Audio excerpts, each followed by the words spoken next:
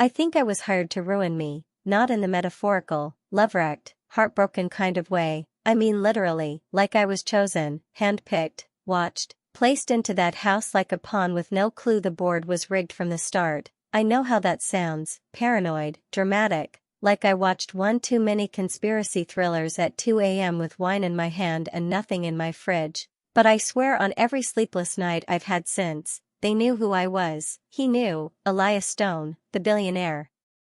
With eyes like ice and hands that never flinched, he knew exactly who I was the second I stepped into Ravenshore Estate, and I didn't run, God, I stayed, because I needed the money, because my sister was dying, because I was drowning in bills and grief and guilt and that job was the first rope I'd seen in months, and because some sick, stupid, starving part of me wanted him to look at me the way he did that night in the library, when he was shirtless, bleeding, crying over a photo I should have never seen, and that was the beginning of the end, of everything. I wasn't proud, God, no, I was hungry, I was scared, I was 22 and hadn't slept in 4 days and my baby sister had a fever I couldn't break and we were out of medicine, out of groceries, out of time, so when the email came, I didn't ask questions, I didn't Google, I didn't pray, I just said yes. That's what nobody understands about desperation. It doesn't feel brave, it feels like your stomach eating itself, like you're standing in traffic hoping the wind knocks you over before the car does. It doesn't look like sacrifice, it looks like shame, me, sweating through my coat on a crowded train, trying not to cry because I'd spent my last few dollars on a ticket to a place that might not even exist, Ravenshore Estate. Even the name sounds fake, like some gothic fantasy rich people whisper about at wine tastings, but it was real, too real, gated, guarded. So far off the map my phone lost signal 10 minutes before I arrived. The kind of place with no neighbors, no noise, no escape. I remember stepping out of the town car they sent, yes, they sent a car, like some Cinderella fever dream, and just staring at the house like it was going to eat me alive. And maybe it did, maybe I let it. The woman who greeted me didn't smile, she looked at me like she already knew I didn't belong. Hair like glass, voice like winter, she gave me a uniform folded with surgical precision and said, "No personal items upstairs, no wandering, don't knock on his door." I should have asked whose, I should have run when I saw the hallway lined with portraits that didn't blink but still felt like they were watching me. But instead I said thank you. I said thank you like I was lucky to be there, like I wasn't selling my soul for a hospital bill and a bed I could cry in without waking my sister, because that's what it was, wasn't it? A deal, a quiet, bloodless deal. I gave them my silence, my back, my fingerprints on their dishes and floors and secrets, and in return, they gave me just enough to keep her alive, and I told myself that was enough, even when I started to see shadows move in places no one should have been, even when the locked doors breathed under my fingers, even when I heard him, the man behind the closed door, whispering my name. He wasn't supposed to be real, I mean that, Elias Stone was a name whispered, not spoken. The staff talked about him like a ghost, quiet, distant, rich enough to disappear people without a trace. I didn't even know what he looked like for the first 3 days. I cleaned the library, the halls, the drawing rooms with my head down and my earbuds in even when they weren't playing anything, just so no one would talk to me, just so I wouldn't accidentally hear something I wasn't supposed to. But then I saw him. I was scrubbing a banister I'd already cleaned twice just to keep my hands moving and the nerves from eating me alive, and I looked up, and there he was, at the top of the stairs like something carved out of winter. He didn't move, he didn't speak, he just stood there, watching, or not even watching, hovering, like the air around him belonged to him and I was just breathing borrowed scraps of it. And God, the way he looked, like wealth had grown on him, like it wasn't something he earned or flaunted but just was, like it was in his bones. Expensive black shirt, sleeves rolled once, bare forearms like stone, cufflinks probably worth more than my life. His eyes were this pale, washed-out gray that didn't blink. I mean that, I don't remember him blinking. I remember me blinking too fast and trying not to stare, and him just standing there, still as the portraits, still as the air. He didn't look at me, he looked through me, like I was a speck, like I wasn't real, and I wish I could say I hated him right then, that I felt fire or fight or whatever self-respect is. Supposed to kick in when a man looks at you like you're lint on his collar. But I didn't, I froze, like AF asterisk king idiot, like pray. And then, he walked away, no nod, no word, nothing, just turned like I wasn't there and disappeared around the corner. I didn't breathe until the echo of his shoes faded down the hall. I didn't even realize I was gripping the banister so hard until I saw the dust I'd just cleaned smear across my knuckles. That should have been it, right? A warning, a neon sign in human form, but I couldn't stop thinking about him, not in the way you think. It wasn't romantic, it was gravitational, like something cold pulling at your ribs from the inside, like the kind of rich that doesn't need to speak to control you, the kind that owns the silence in a room. The other staff, the ones who'd been there longer, they were careful with how they talked about him, or didn't talk. Every time his name came up, someone would cough or leave or suddenly need to check on the garden.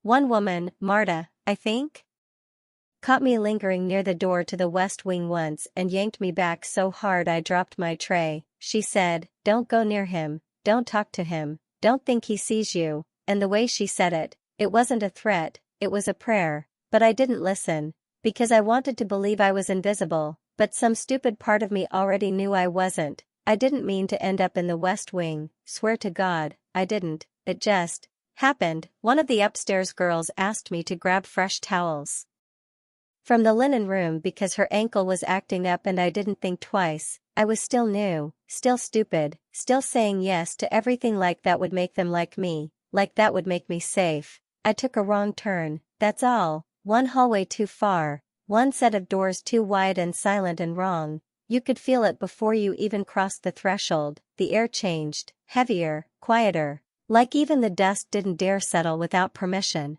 and the light, it was dimmer there, not dark, just tired, yellowed like old paper, like everything there had been waiting. I stood there with my fingers hovering just an inch from the doorknob of what I thought was the linen closet and realized, this wasn't the service wing anymore. This was the place they never talked about out loud. They called it the West Wing like it was some fairy tale curse, but no one ever said why. They'd just glance at each other when deliveries came and make sure the door stayed shut behind them. A few of them crossed themselves, a few of them flinched. I thought maybe he slept there, Elias, or maybe it was just the wing no one cleaned. Rich people had weird rules, but then I saw it, his mother's portrait. God, the hallway was lined with paintings, yeah, but hers was the only one that watched. She was beautiful, in that cold, tragic way that only dead rich women are, pale as porcelain, dark eyes, perfect posture. She looked like she'd never once been warm. The plaque beneath it was tarnished, half-scratched. I leaned in, and I swear I wasn't trying to snoop, I needed to see. That's when I felt it, like I wasn't alone anymore. I didn't hear anything, didn't see anyone, but every hair on my body stood up like a silent alarm had gone off under my skin, the same feeling you get when you walk into a room someone just left, the heat of presence still clinging to the air. I turned around, fast, nothing, empty hall, quiet, but something had shifted, and suddenly, I wasn't curious anymore, I was scared, not in the loud, screaming way, in the way that makes your mouth dry and your heartbeat too calm, like your body is pretending everything's fine so you don't fall apart. I backed away from the portrait, didn't even care about the towels anymore, just walked fast, then faster, then practically ran until I was back in the familiar part of the house with the two white tiles and the lemon-scented air. I didn't tell anyone, not even Marta, because the thing is, it didn't feel like he was hiding something, it felt like he was protecting it, and worse, it felt like now that I'd seen it, I was already too close. I didn't come here for him, I need to say that, I need someone to believe that, because I didn't take this job thinking I'd fall into some stupid, twisted fairy tale with locked doors and secrets and a man who looked like he only knew how to love things he could eventually destroy. I came here because my sister was dying. God, it sounds so dramatic when I write it like that, like I'm trying to pull sympathy out of strangers, but it's the truth, it's the ugly, helpless, bone-deep truth. She was 17, too young to be that tired, too kind to deserve that kind of pain. It started with nosebleeds and dizzy spells, then the bruises that never faded, then the blood work, then the diagnosis, acute something leukemia. I don't even remember the name now. just the way the doctor's voice sounded. Like it was trying not to break. We had no insurance, no parents, no F***king clue what to do. And it was me. It was always me. I was the one who sat in those 2 white plastic chairs and signed forms I didn't understand. I was the one who Googled late at night and screamed into my pillow when the search results made it sound like the chances weren't good. I was the one who kept telling her it'd be okay even when I didn't believe it anymore. I used to skip meals so she could eat. That's not a metaphor. I literally stopped eating dinner for a month and pretended I was fasting so she wouldn't feel bad. I sold my laptop, my guitar, my dignity, took shifts I wasn't allowed to take, said yes to things I didn't want, smiled when I was supposed to, cried in grocery store bathrooms, and when the bills piled up and the hospital started calling like loan sharks with stethoscopes, I took the Ravenshore job because it came with housing, and food, and enough cash to keep the lights on and the IVs flowing. I didn't tell her how bad it got. I didn't tell her I was sleeping in a basement room under a mansion that felt more haunted than alive. I didn't tell her that my boss might be a sociopath with a god complex and a locked wing full of ghosts. I just told her it was nice, that it was quiet, that I had my own room, and the food was fancy, and the people were polite. She called me her angel, and I let her. Even though I was lying, even though I was starting to wonder if I'd sold my soul without reading the fine print, even though every time I passed that west wing, something in my gut twisted like it knew something I didn't. But I couldn't afford to be scared. I couldn't afford to run, not when she was still fighting, not when I still had something to lose. And maybe that's the worst part, because when you're that desperate, that cornered, you'll ignore every red flag, every warning, every bad feeling in your chest. You'll tell yourself stories to make the silence easier. And you'll believe them, even when the silence is looking right back at you.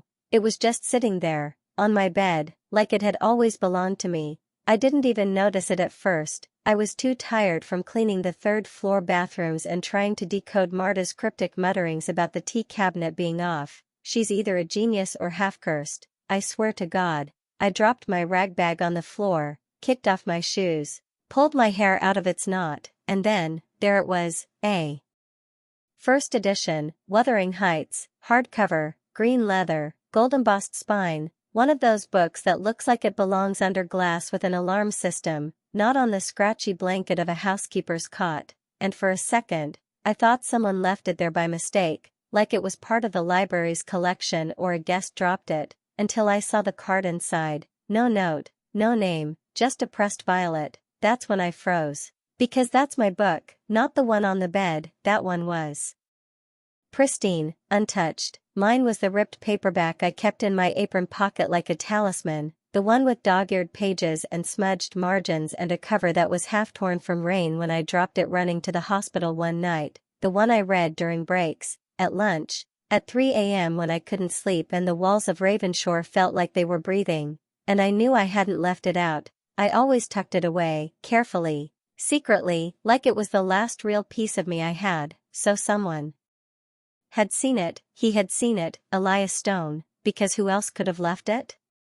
None of the staff would dare touch my things, and it wasn't like we were close. We barely spoke. He never said my name, never even looked at me directly, like I was something out of focus at the edge of a painting he didn't care to fix. But this was intimate, this was terrifying, and maybe it should have felt like a violation, someone noticing my habits, tracing the edges of me without permission. But it didn't. It felt warm, wrong, but warm, like when you're cold all day and someone puts a blanket over your shoulders without asking, and you want to shake it off, but your body leans in before your brain catches up. I sat on the bed with that book in my lap for almost an hour, didn't open it, didn't move, just held it, because it wasn't just a gift, it was a mirror, and I hated how good that felt. It was the first time I thought, maybe he wasn't a monster. Maybe there was something soft under all that silence.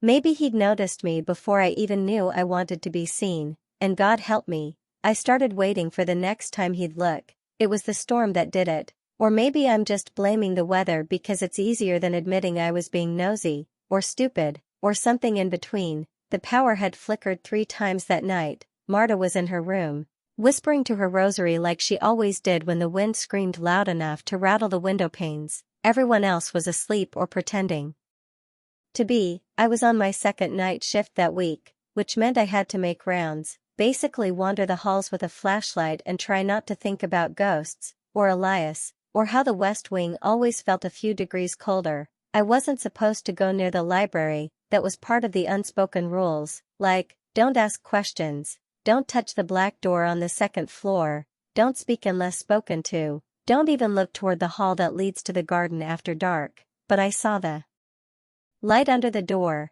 just a thin line of it, flickering, and then I heard the glass break. So, yeah, maybe I wasn't supposed to go in, but I did. The door was cracked open. I pushed it with my fingertips like the wood might bite me. It creaked, dramatic, of course, like everything in that damn house, and what I saw made my mouth dry up instantly. He was there, Elias, on the floor, shirtless, leaning against one of the library shelves like he couldn't hold himself upright anymore. There was blood on his shoulder, actual blood, and a whiskey bottle rolling on its side by his hand, dripping onto the rug like it was bleeding too, and he was crying, not sobbing, not loud, just this, horrible, silent shaking, his chest rising and falling in jerks like he was trying to breathe through a panic attack and losing. I couldn't move. I should have left. I know that, I know, but then I saw what he was holding, a photo, small, old, faded. I couldn't see the details, but he was clutching it so tightly I thought it might tear. He didn't notice me right away, or maybe he did and didn't care. He looked more human than I'd ever seen him, no suit, no cold mask, just bare skin and scars and something wild and broken behind his eyes, and God, I wish I could say I left, that I did the polite thing and backed away and let him have his moment, but I stepped closer, and the floor creaked, and he looked up. I'll never forget the way his eyes hit mine, like I'd walked in on a secret I wasn't supposed to survive. He didn't yell, didn't curse, he just blinked, slow, and whispered, "You shouldn't be here." He was right, but I stayed, and I swear on everything, that was the moment everything changed. The door was already open when I got there. I thought it would be locked, honestly, I half hoped it would be locked, because I didn't know what I was doing, not really, I'd just seen him walking, slow and deliberate, down the hallway no one ever walked down, past the velvet rope and the maintenance-only sign that was basically just a fancy fuck-off in gold lettering, and I followed him, like an idiot, like a girl in a horror movie, no plan, no excuse ready, just that low pulse behind my ribs that said go. He didn't turn around when he stepped through the gate, he didn't look back, he just left the door open behind him like he was expecting me, or testing me. I still don't know which is worse. The garden didn't look real, not in a magical way, not like a fairy tale. It looked like grief, overgrown vines strangling the wrought iron fence, statues with moss-eaten faces and missing fingers, rose bushes long dead, twisted into themselves like they'd given up trying to bloom. The sky was gray that day, heavy and dull, and the air smelled like damp stone and something forgotten, and in the middle, there was a plaque, marble, weather-worn, just a name and a date, no quote, no flowers, nothing, Vivian Stone. I didn't say anything, he didn't either, we just stood there, breathing in the silence. I think I touched one of the dead roses. I don't remember making the choice to, but I remember how dry it felt, brittle and sad and sharp in a way that surprised me. I think I whispered something like, "It used to be beautiful," and he said, "She hated it." His voice was flat, but not cold, like he'd run out of ways to feel angry about it, like all that was left was dust. I didn't ask who she was. I didn't have to. He walked ahead of me after that, past the angel statue with the cracked wing, toward a stone bench under an ivy-choked arch, sat down, looked at the ground. I remember standing there, thinking how stupid I looked, a housekeeper in a stolen minute, surrounded by a dead fairy tale. He said nothing, just watched me touch the roses like he hadn't in years, and I felt it, the ice cracking, not melting, not breaking, just shifting. That first hairline fracture in something that had been still too long. I should have been scared, I should have walked away, I should have remembered who he was, what this place was, but I just sat beside him, and I swear, he didn't move away. His hand was bleeding again, not a lot, just a slice across the knuckle, like he'd hit something too hard or gripped something too tight, which honestly could have been either, or both. With Elias, pain never seemed like an accident, it was just part of the day, like coffee or silence. He didn't flinch when I saw it, didn't offer an explanation. Didn't apologize for the trail of blood he left on the stair rail, or the smear on the doorframe, just sat at the edge of the kitchen counter like he had every right to be there, like midnight belonged to him. I don't know why I got the first aid kit, that wasn't in my job description, I wasn't his anything, he had people for this, people with training and clearance and titles, I had a name tag and bills. Still, I opened the cabinet, I got the gauze, I stood in front of him with shaking hands.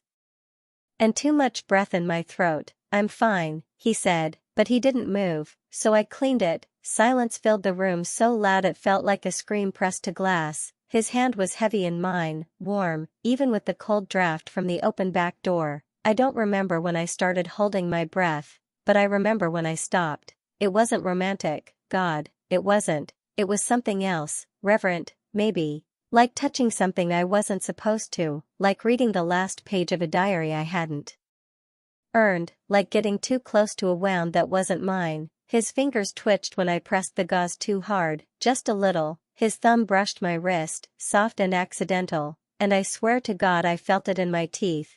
And the worst part, he didn't pull away.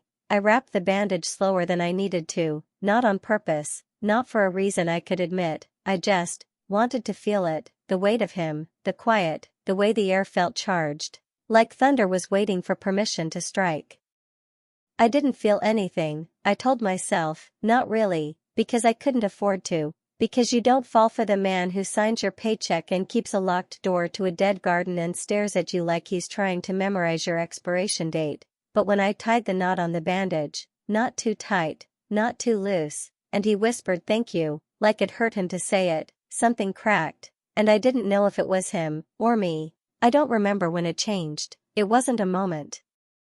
Not when you could circle in red ink and say here, this is when it started. It was slower than that, quieter, like something slipping between the cracks of your ribs when you're not paying attention. He started leaving me notes, not real ones, not letters or anything dramatic, just scribbled things on post-its or backs of envelopes or those stiff little Ravenshore stationery cards that always smelled faintly like cedar and money. Stuff like the library windows need unlocking or your laundry is in the guest dryer or, once, I ordered a new coffee blend, you might like it better. That one had my name at the bottom, just my name, just mine, and I think I read it 12 times before throwing it away. It felt stupid, like I was trying to make eye contact with a shadow, but the notes kept coming, little breadcrumbs of attention, and he started being around, not hovering, exactly, but standing closer when we passed in the hallway, staying in the room 2 seconds longer than he needed to, catching my eye when someone made a comment at dinner,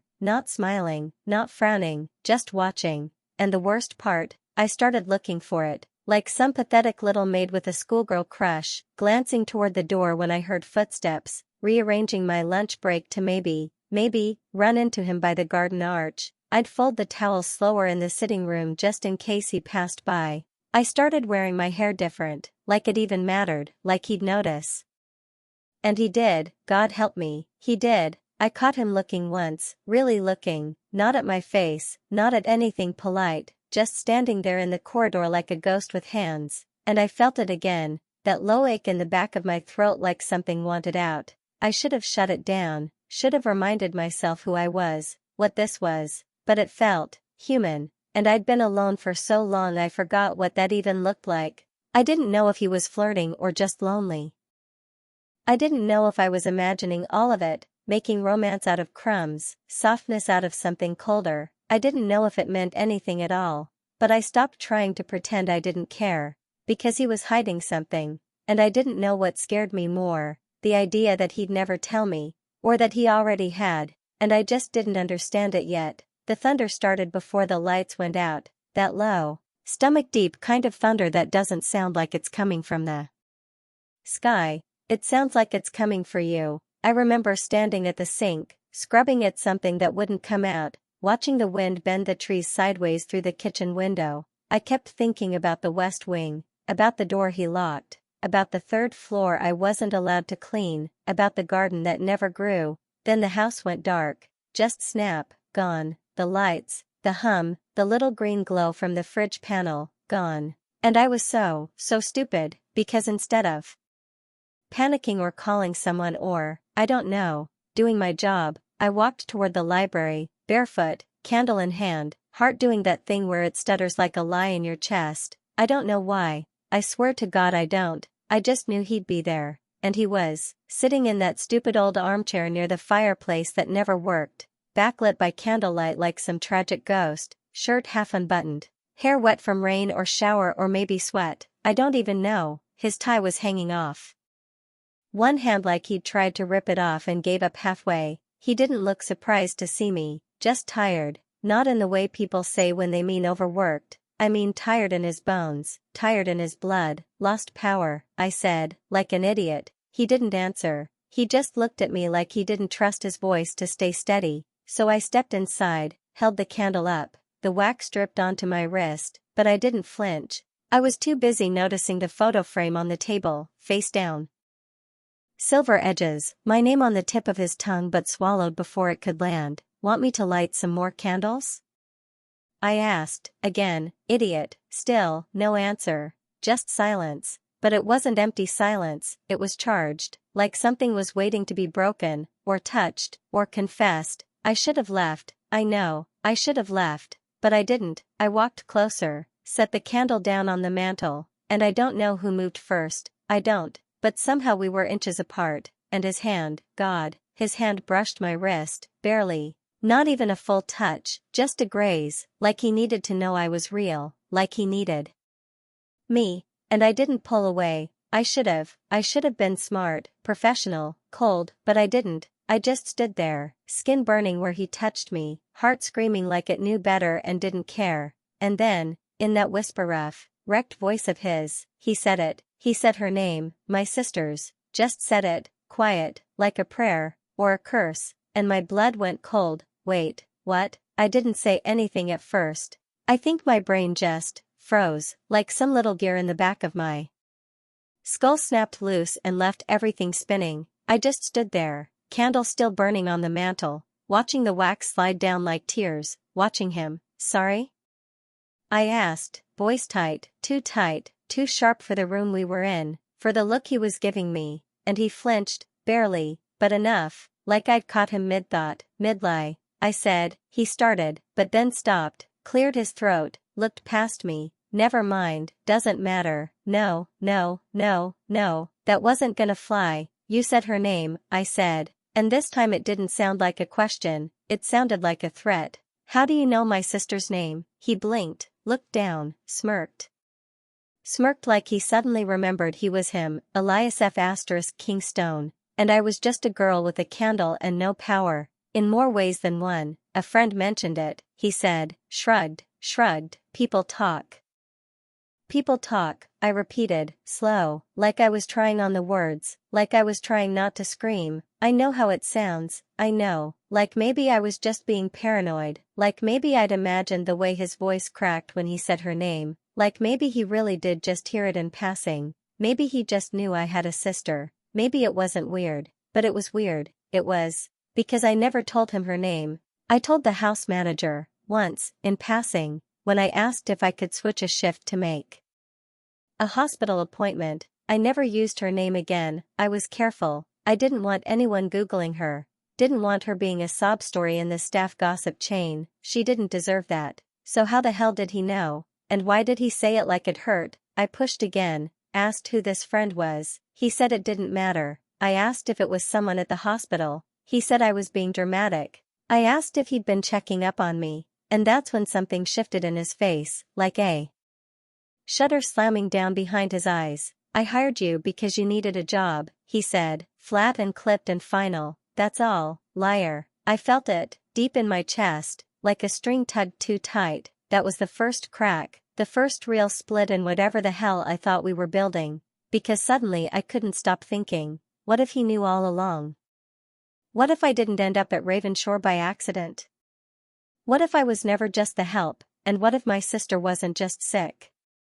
What if she was a symptom of something bigger, something darker, and God help me, I didn't leave, I stayed. I don't even remember passing out. 1 second I was mopping the same hallway for the third goddamn time, trying to get his voice out of my head, that's all, and the next, everything went sideways, like the floor tilted, like my body gave up before I could pretend it hadn't. I remember the heat first, not warmth, heat. The kind that makes your skin ache. I must have been burning up for days and just ignored it, because I couldn't afford to stop, because stopping meant thinking, and thinking meant spiraling, and spiraling meant this. When I came to, I was in his bed, not the staff infirmary, not my little corner room with the paper-thin walls and rattling radiator, no, I woke up tangled in silk sheets the color of storm clouds, sweating through someone else's t-shirt, and he was sitting in the chair by the window, still, silent, like king ghost. For a second I thought I was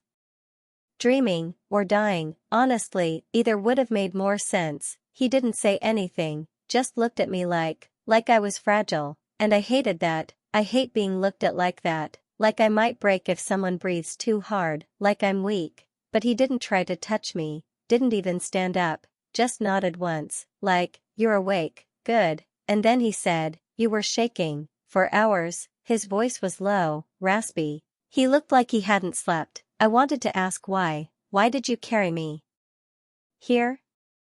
Why didn't you call a doctor?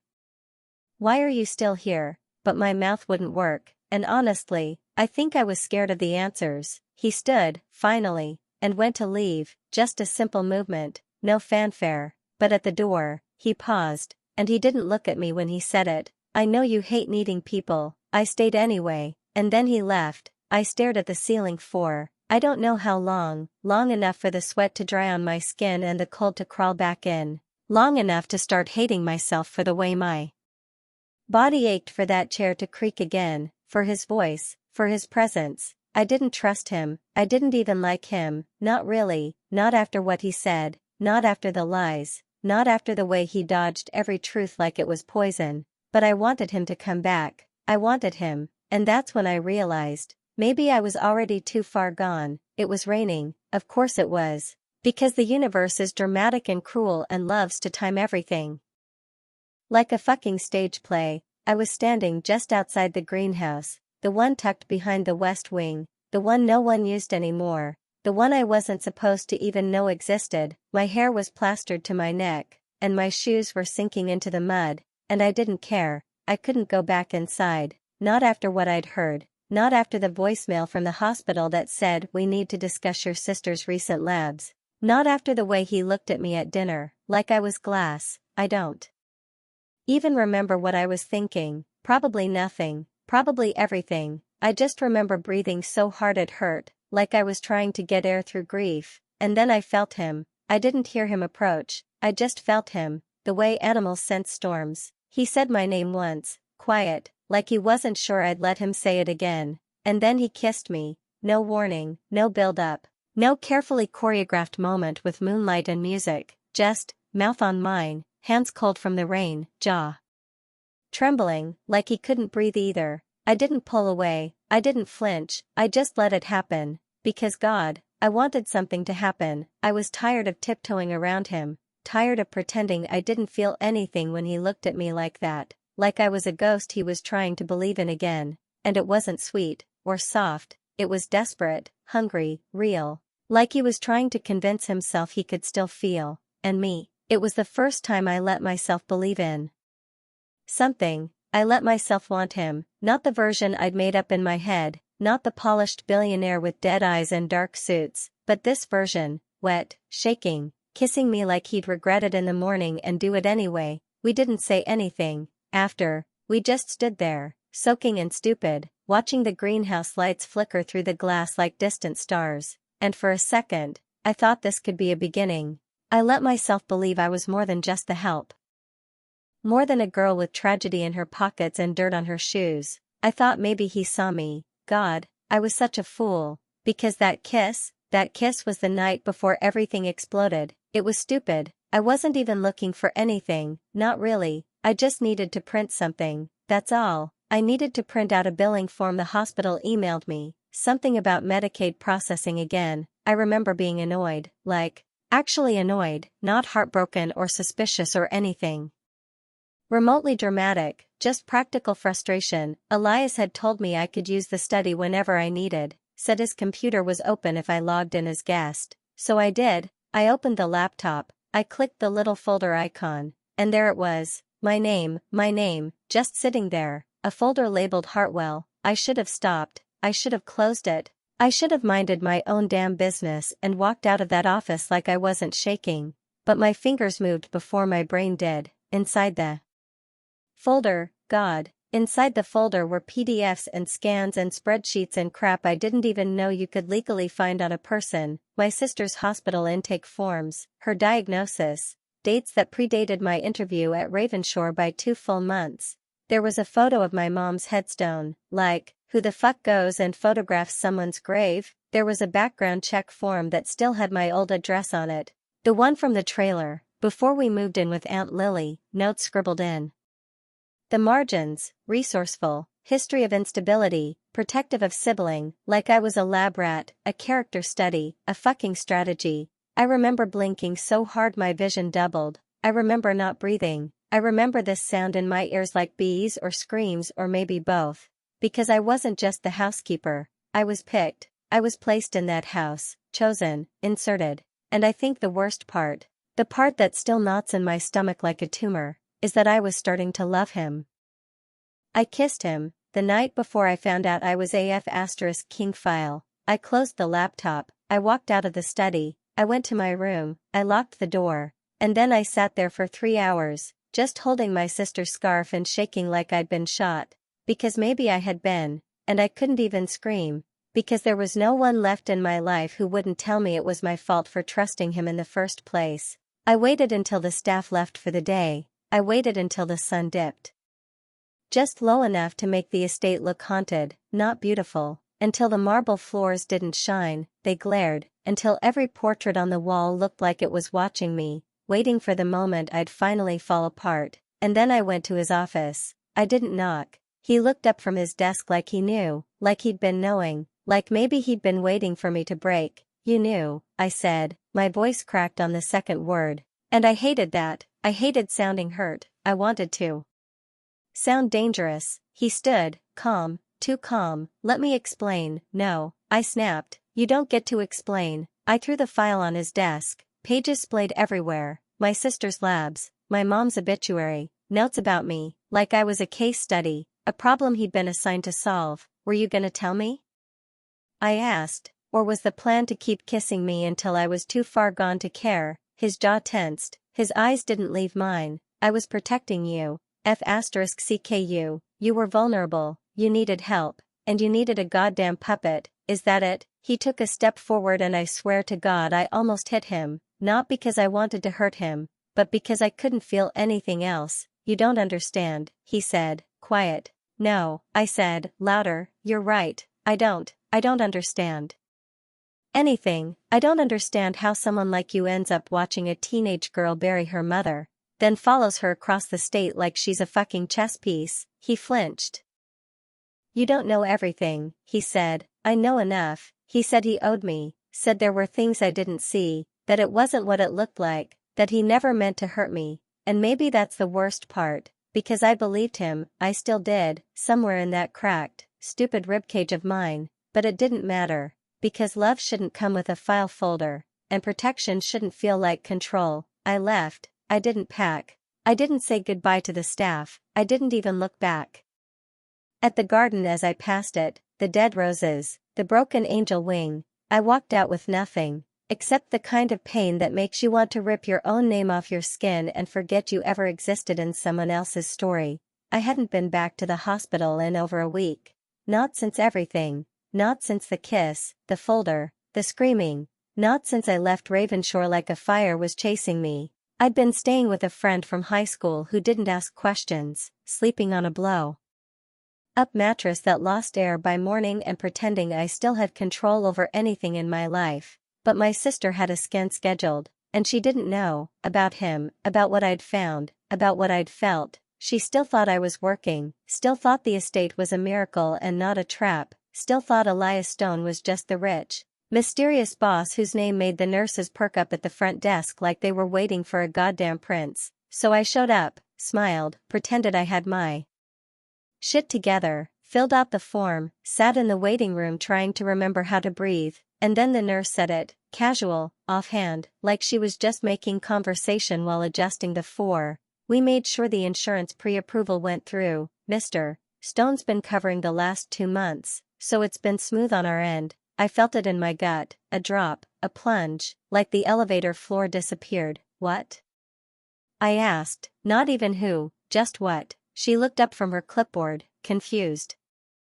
Mr. Stone, she said again, like I was slow. He's the guarantor listed on her account now. That was 2 billing cycles ago. My mouth didn't work. I sat there, staring at my sister's 4 drip like it could anchor me to the floor, like if I watched the saline long enough, I'd wake up. He'd been paying, while I'd been telling myself I was surviving. While I was skipping meals and juggling shifts and folding hotel laundry on my days off to cover the extra meds, while I thought I was fighting for her, he was just writing checks. I should have been grateful, I should have said thank you, I should have felt relief, but all I felt was humiliated. I wasn't strong, I wasn't brave, I wasn't making it work. I was someone's charity case, someone's project, someone's penance, and I don't know what broke me more. The fact that he did it without telling me, or the fact that he knew I'd be too proud to let him. I sat in that room while my sister slept, and I swear to God, I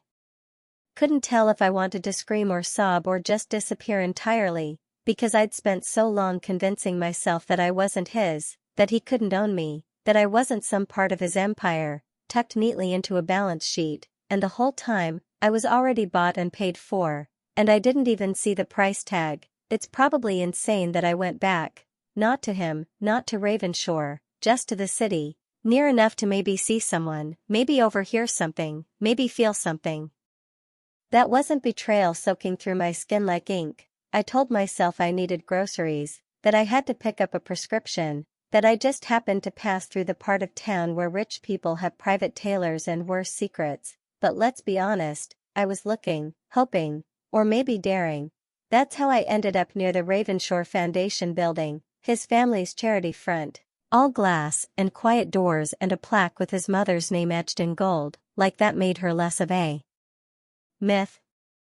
I wasn't trying to snoop, not really. I just stood in the lobby for a second, pretending to read the brochure, pretending I belonged, and then I heard them, 2 women, older, probably board members or staff, not loud, but not exactly whispering either. One said something like, Elias is just like her, you know, always testing people, and the other laughed. Margaret believed loyalty wasn't given, it was engineered. That word stuck, engineered, like people were blueprints, like trust was a system you could build and bend and break just to see what falls apart. I don't know if they saw me, I don't even know if they were talking about me, but in that moment, I felt it, truth, the kind that hits in your spine before your brain catches up. I think I was the experiment, not just the housekeeper, not just the girl with the sad story and the pretty eyes and the dying sister. I think they put me there to watch what I'd do, what I'd become if I could be broken open and rebuilt in the shape of someone devoted.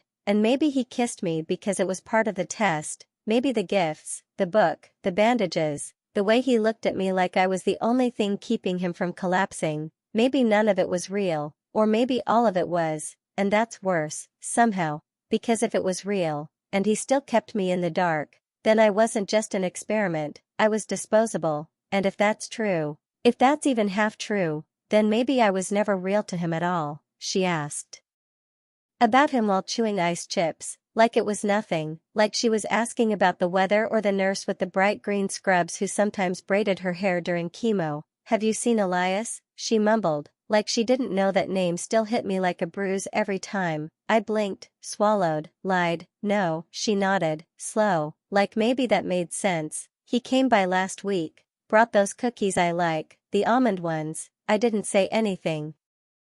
She popped another ice chip in her mouth and looked out the window, all casual and soft and trusting, and I swear to God I wanted to tear the chair apart just to have something to destroy. He's quiet, she added, after a pause, but kind, and sad. I like him. I couldn't breathe, because I hadn't told her anything, about what I found, about how I left, about how the ground underneath me hasn't felt steady in weeks. I hadn't told her because I thought I was protecting her, or maybe because I didn't want to say it out loud, because if I said it, it'd be real, and I didn't know what that would do to her. But now she was smiling about him, about the man who lied to me, about the man who paid our bills behind my back, about the man who kissed me like I was oxygen and silence and then folded the second I asked for the truth. I wanted to scream. I wanted to pull the curtain shut and tell her he was poison and none of it was real and that I'd been a fool to ever think it could be. That I wasn't strong enough to hate him but I wanted to be, that every time I think about his voice, I still flinch like something inside me remembers how it used to feel to matter, but I didn't say anything, I just smiled, tight, too tight, and nodded like the lie didn't taste like blood in my throat, because what was I supposed to say? That I left the only stable job we'd ever had because I found a folder with her whole life inside it?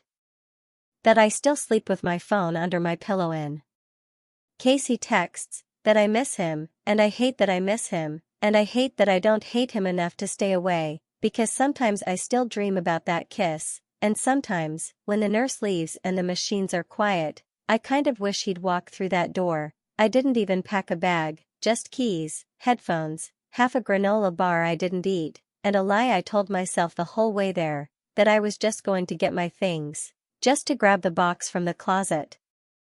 The one with my name scrawled on the lid, the one I left when I ran like the walls were on fire, just that, just closure. But the second I saw the gates, the way they creaked open like they'd been waiting for me, my stomach flipped, not with nerves, with something worse. That thing that happens when your body recognizes pain and still reaches for it anyway. I should have turned around. I didn't.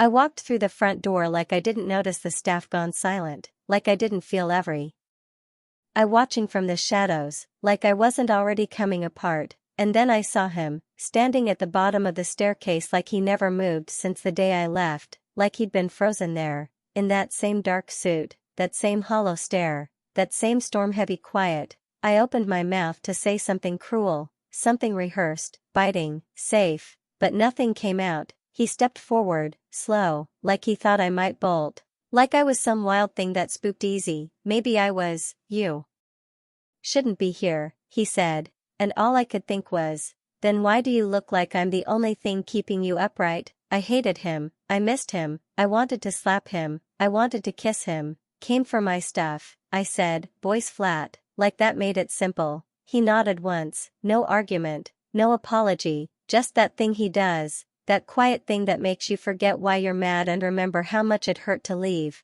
I walked past him, up the stairs, down the hall, and he followed, didn't touch me, didn't speak, just followed. When I got to my old room, the box was already waiting, taped, labeled, like he'd known, like he'd been preparing. I stared at it for a long time, longer than I should have. Then I sat on the edge of the bed and said, "You stalked my family." His jaw clenched. I didn't stalk, I protected, without asking. I didn't think you'd let me. You were right. Silence. The kind that hurts. The kind that makes your heart beat louder just to fill the space.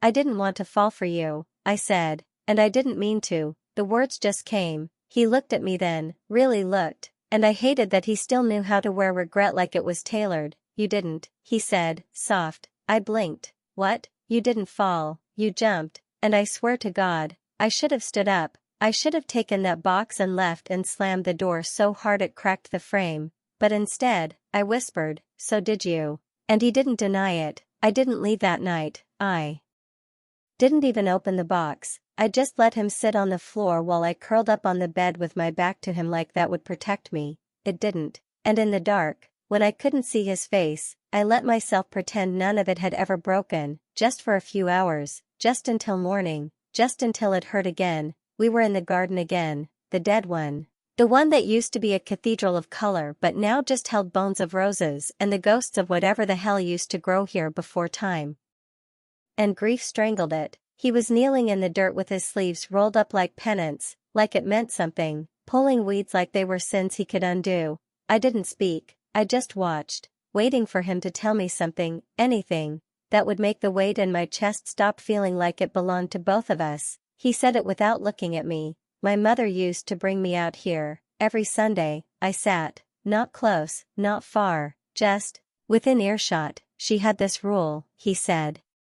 Pulling a thorned vine out of the ground like it wronged him, no gloves. She said the garden wouldn't trust us if we didn't bleed a little. I didn't know what to say, so I didn't. She died in a car crash when I was 17, he said it too easily, too cleanly, like he'd rehearsed it for strangers. But then he kept going. She was driving to meet a woman, someone she trusted, someone she'd covered for, protected, saved, even. The woman was in trouble, financial stuff.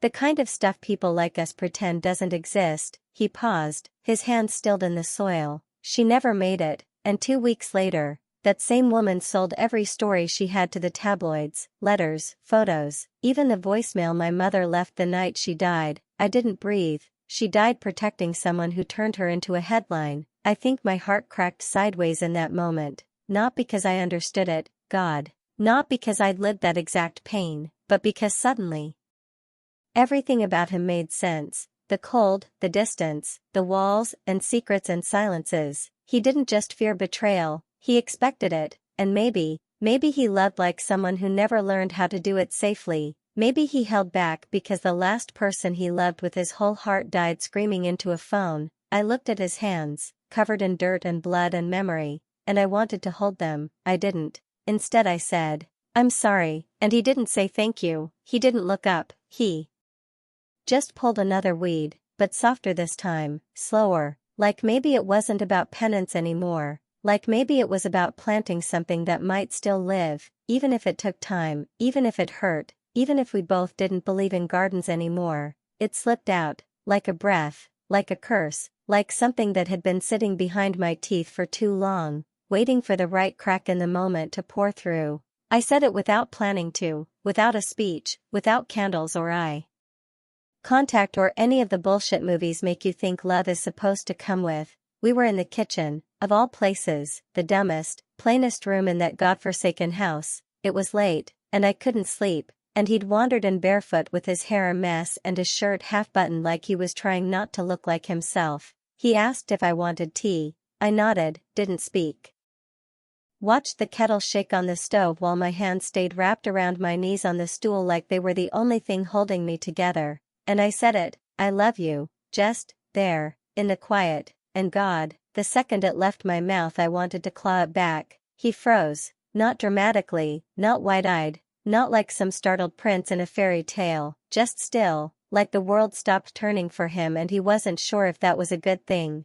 I waited, and waited, and waited, but he didn't say it back. He just stared, no soft smile, no whisper, no I love you, too, not even a don't, just silence, cold, wide, drowning. I looked down at the counter, tried to pretend it didn't matter. Tried to brush it off like I hadn't just ripped open the most fragile part of me and handed it to the man who once stitched up my palms without flinching. It's fine, I mumbled, already backing away. I didn't mean, I wasn't. I just, forget it. Still, he said nothing, not even when I left the kitchen, not even when I climbed the stairs so fast I nearly tripped, not even when I shut the door and let the embarrassment burn straight through my skin like acid. It's crazy, isn't it? How you can survive poverty, hospitals, loss, all of it, and then get wrecked by a pause, by a man with too many secrets and not enough words, by silence. I buried my face in the pillow that still smelled like him and cried like a fucking idiot, because he didn't say it, because maybe he never would, because maybe I'd always been the only one falling, and I didn't know what hurt more, loving him, or realizing that might have been my biggest mistake yet. It was the frame that gave it away, that stupid, gold-leaf frame in the library that always looked a little too perfect. I used to think it was one of those generic portraits, aristocratic and tragic, all cheekbones and candlelight. The woman in it looked so distant, so still, like she didn't belong to real time. Like she'd been painted by someone who missed her more than they ever loved her. Elias never spoke about her, never said her name. I assumed it was his mother, everyone did, until that night. I couldn't sleep, again, so I wandered, again, back to the library, again, because that room, with its locked cabinets and dead silence and smell of cedar and ink, always felt like a church for secrets. I kept hoping if I sat there long enough, the house would talk to me, but I wasn't looking for anything, I swear. I just I tripped, literally, on the corner of a rug that always curled no matter how many times I straightened it. The crash wasn't loud, just enough to knock a few books off the lowest shelf, and behind them, tucked behind the baseboard, was an envelope, old, yellowed, like it had been forgotten by time itself, and inside, the photo, the real one, not the painting, not the portrait, a photograph, bent at the corners, scratched across the middle, like someone had held it too long or too hard, but the face was clear, and it wasn't Elias's mother, it was mine, my mother, her smile, the soft one she used to do when I got out of the hospital as a kid and she'd take me for 99 cents ice cream even when we couldn't afford dinner, her necklace, the one I still wear. I dropped the picture like it burned me, because this wasn't new, it wasn't a recent photo, it was old, at least 20 years. She looked younger than I ever remembered her, barely out of high school, which meant, he knew, before the job, before the interview, before the dumb, desperate resume I emailed into the void of the rich, he had that photo, he had her, he knew who I was before I ever walked through that door, and all this time, while I thought I was some tragedy he stumbled into, I was chosen, like a story he already knew the ending to, and I don't know what's worse, the fact that he lied, or the fact that maybe everything, the job, the gifts, the tea, the kiss, was just him trying to rewrite something that already died, something that had my mother's face, and my name, long before I ever knew his. I found the staff registry in the West Wing, in a drawer that stuck, like it didn't want to give up the last piece, like the house itself was still trying to protect him, or maybe her, and there it was, in faded ink, between names I didn't recognize, Marianne Hartwell, housekeeping, hired, 1994, departed, unknown, no resignation date, no end of contract. Note, just, disappeared. I stared at that word so long it stopped looking real. She worked here, my mother worked here, before me, before my sister, before the cancer and the trailer park and the $5 ramen nights, she was here, in this place, maybe dusting these same goddamn stairs, maybe folding sheets in the laundry room I cried in my first week, maybe standing in that cursed garden, thinking her life might finally be turning a corner, and then she vanished, nobody talked about her. Not once, not in the interviews, not in the hallways, not even Elias, especially Elias. God, how long had he known? Did he know the day I walked in?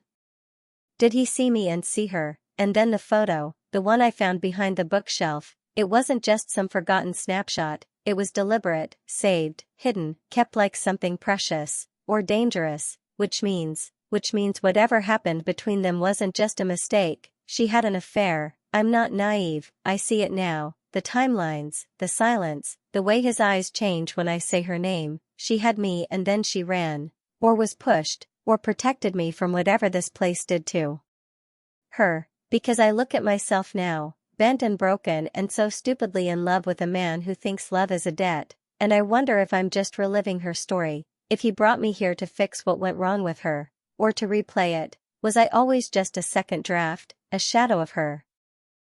Dragged back to finish what she escaped? I don't know anything, except that it all feels poison now, tainted, every kiss, every glance, every book he left on my pillow, all of it, and still, I miss him, God help me, I miss him, which means I'm either too far gone, or I was never my own person to begin with. He didn't deny it, didn't even try, when I cornered him in the garden, her garden, with the photo in one hand and the registry page in the other, he just looked at me like I'd finally caught up to something he's been drowning in for years. I was hoping you wouldn't find that, he said, not cruel, not scared, just tired. I didn't speak. Because what do you even say when the man you thought loved you tells you he's been watching your entire life unfold like a movie he's already seen? He sat on the stone bench like it hurt to stay standing. She was kind to me, he said, your mother. Before she got sick of this place, before she tried to leave.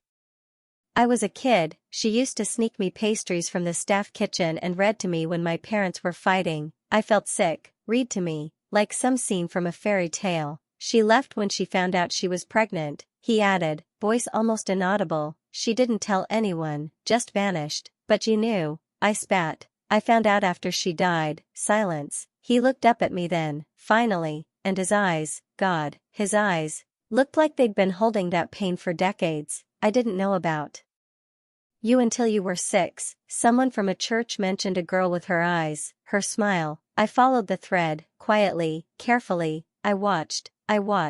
I made sure you had what you needed. You didn't, I snapped. We lived in a car some winters. My mom died screaming. My sister got sick. You didn't do shit. I wasn't allowed, he said, and it sounded like guilt dragging its claws down his throat. Your mother. She didn't want you to grow up near this place, near me. So what changed? He blinked. You applied for the job, no drama, no manipulation, just truth, and you hired me. I tried not to, he said, and his voice cracked on it. God, I tried, but you walked into that room with her walk and her fire and he broke off, looked away. I just wanted to protect you, fix something, maybe make it right. My lungs didn't work. I was standing in the middle of her garden, in the middle of his guilt, in the middle of a love story that was never just mine. I was never a stranger to you, I whispered. He didn't answer. He didn't need to, because I wasn't the girl he fell for. I was the story he'd been rewriting in his head since he was 12 and someone kind vanished from his life and never came back. I was the chance to save someone he couldn't save the first time. I was his fucking redemption arc. And maybe that's why it hurts so goddamn much. Because I don't know if he ever really loved me, or if he just loved the idea of undoing the worst day of his life, and I don't know which is worse. I didn't storm out like last time. There was no screaming, no slammed doors, no dramatic tear-streaked exit like in the movies. I just left, quietly, on bare feet, holding my shoes in one hand, the edge of my coat in the other, like if I moved slow enough, maybe the moment wouldn't notice me slipping away. He was standing in the hallway when I passed him. He didn't speak. Not a word, not even my name, and I don't know what I wanted. Honestly, an apology? A fight? For him to reach out and stop me? Grab my wrist, say my name like it still tasted like something holy in his mouth. Anything, but he just stood there, like he was watching a painting fall off the wall in slow motion, already mourning it before it hit the floor. I wanted to hate him for it. I wanted to scream, say something, please, anything, fight for me, but the words never came, so I walked. Through the front doors, down the driveway, past the garden that never bloomed again, past the staff who looked away like I was already a ghost. I didn't look back. I couldn't, because if I did, I knew I'd run straight into him, and I didn't trust myself not to stay. The gate creaked shut behind me, that sound, final, sharp, metal dragging against metal. It echoed louder than anything he ever said to me, and I just stood there on the other side, frozen, waiting. For footsteps, for breath, for him, for something, but there was nothing. No chase, no voice, no don't go, just wind, just silence, and me, alone again, not because he didn't care, but because maybe, just maybe, he cared the wrong way, and I guess that's what love looks like sometimes. A locked gate, a goodbye no one says, and a girl too proud to turn around. I don't even know why I opened the box, the one I left in my closet for weeks. The one with her name scrawled on the lid in fading ink, like even she was trying to be forgotten. I told myself I wasn't ready. That it didn't matter, that the past already broke me once, and digging through her things would just salt the wound, but I couldn't sleep, again, and the silence of this shitty little apartment got too loud, so I opened it. Her handwriting still makes my stomach twist. It was all there, receipts, a baby sock, a photograph of me with chocolate on my face, a grocery list with milk, tea, aspirin, half scribbled at the bottom, and then the journal, worn leather, pages curled like petals from too much heat, too many tears. I almost didn't read it. Part of me wanted to throw it across the room like a bomb that hadn't gone off yet, but I did, God, I did, and it didn't explode. It unraveled me, because she loved her, Elias's mother. Not a fling, not a betrayal, a friendship, a real one. They gardened together, read together, cried together when the world got too heavy. My mom wrote about her like she was a lifeline in that place, someone who saw her and kept seeing her.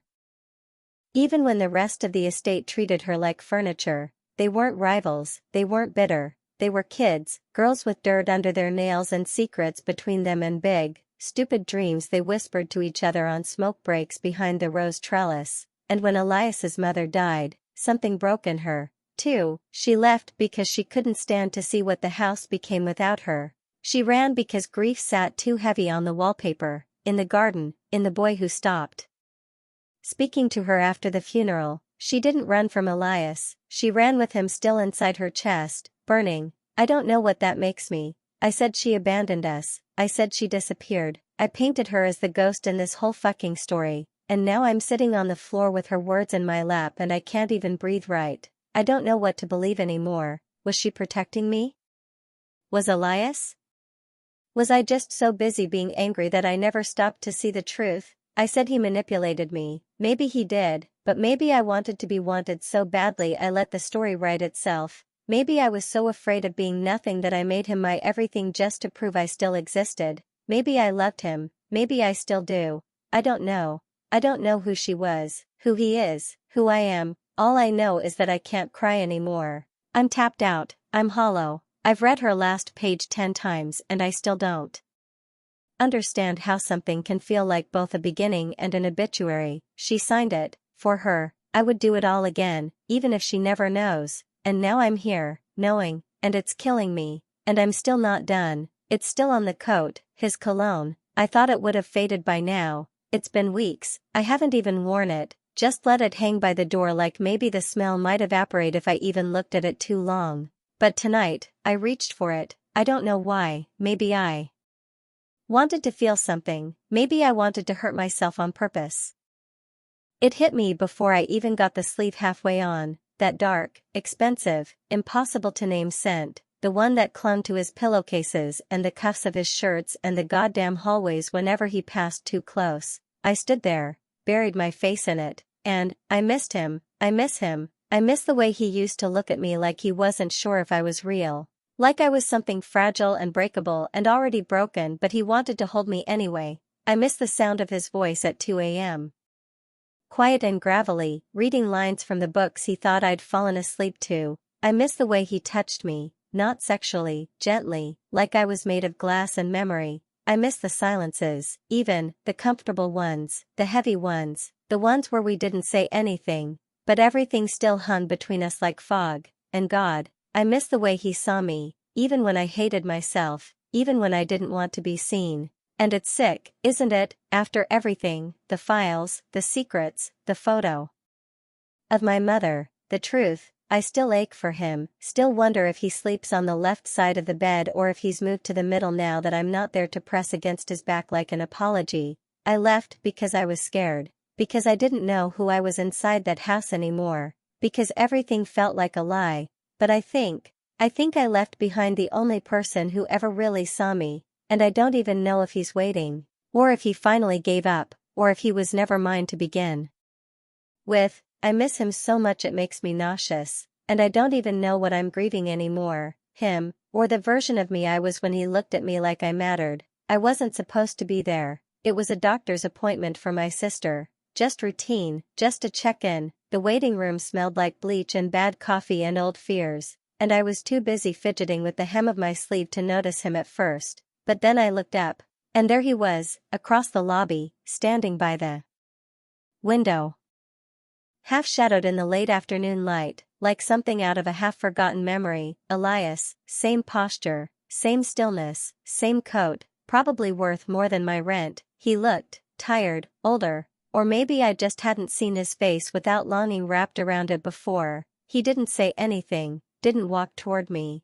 didn't smile. He just looked, like he wasn't sure I was real, like maybe he wasn't. And then he nodded, once. And that was it. No words, no storm, just the kind of nod you give someone at a funeral, quiet, final. I stood there like an idiot, clutching my sister's paperwork, my mouth dry, my legs heavy, my heart making that awful sound it makes when it remembers how to crack. I should have said something. I could have crossed the room. I could have said his name. I could have asked if he was okay or if he ever found the picture I left tucked in the back of the book he gave me. I could have begged. But I didn't move, because something about that nod, that slow, heavy nod, felt like a closing door, like he knew I was never coming back, like he'd finally let me go, or maybe he just forgave me. I don't know. I stood there until he disappeared behind the elevator doors, didn't even realize I was crying until my sister touched my hand and whispered, "Was that him?" And all I could do was nod back, because I think that nod meant goodbye. And I think I felt it more than anything he ever said out loud. "She's smiling again, my sister," she laughed.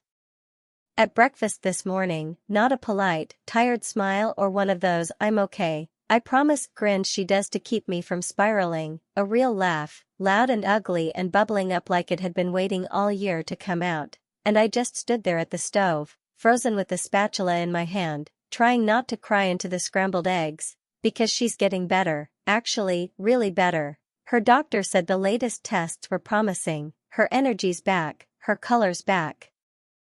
She doesn't sleep through entire afternoons anymore, she asks to go for walks, she makes playlists again, she plans things. It's like watching her come back to life inch by inch, and I should be dancing in the street or popping champagne or screaming at the sky with joy, but all I can think is, how? Because the treatments aren't cheap, and the experimental meds she's on now, the ones I couldn't afford even if I sold my soul twice, they keep getting approved, funded, handled, quietly. The hospital says it's an anonymous donor, a private benefactor, they call it, like it's some fairy godparent floating above us in a halo of tax deductions. But I know, it's him, Elias, even now, even after I ran, even after I screamed at him and ghosted the house and found my mother's secrets and cracked the truth wide open like a wound, he's still paying, still protecting, and I don't know how to feel about that. It makes me want to scream and sob and hold on to something and let go of everything all at once, because what kind of love is that? Quiet, distant, unseen, unasked, it's not romantic, it's not even healthy, but it's real, and it's him, and I hate how much that breaks me, because I want to thank him, and I want to never see his face again, and I want to go back, and I want to stay gone, and I don't know what any of it means except, my sister is alive, and I think the person I left behind is the reason why. And that feels like the kindest thing anyone's ever done for me, and the cruelest. It's still there, top shelf. Slightly tilted, like even the book doesn't know where it belongs anymore. The Wuthering Heights first edition. He left it on my pillow that night like it meant nothing, like it wasn't older than both of us and probably cost more than every rent payment I'll ever make combined. I remember staring at it for 10 straight minutes before I touched it, before I even let myself believe it was real. I haven't opened it since I left Ravenshore. But tonight I don't know, maybe it was the quiet, maybe it was the ache that never really went away, maybe it was the way my sister laughed again, like she'd never been sick, and how that joy somehow made me lonelier. I took it down, my hands were shaking like they used to when he stood too close behind me, breathing quiet, watching the way I underlined things in old paperbacks like I was afraid the words might disappear if I didn't claim them fast enough. The cover felt cold, heavier than I remembered. I flipped to the middle, and there it was, a line I must have read 100 times but never felt until now. Whatever our souls are made of, his and mine are the same. God, what a fucking lie. Or maybe the truest thing I've ever read, because I still feel him, everywhere, in the silence between midnight and morning, in the way I reach for tea instead of coffee, in the way I look at people and wonder what they're hiding beneath all their polished surfaces. He got under my skin, into my bloodstream, into the architecture of me, and I let him, even when I knew better, even when the files were in my hand, even when I screamed and ran and slammed every door that might have led me back. I let him, because love doesn't always look like safety. Sometimes it looks like ruin, sometimes it's the storm, and sometimes it's the way you walk straight into the downpour, arms open, chest bare, praying it washes you clean. He was the storm, and I was the idiot who ran into the rain, thinking I could survive it, and maybe I did survive it, but some nights, God, some nights I still stand at the window and wait for thunder, not because I want him back, but because I'm still not sure I ever left. I guess that's it, that's everything, or at least, the pieces I could drag into words without choking on them. There's no neat bow here, no revelation, no clean-cut villain or perfect victim, just two broken people colliding at the wrong time in the wrong place.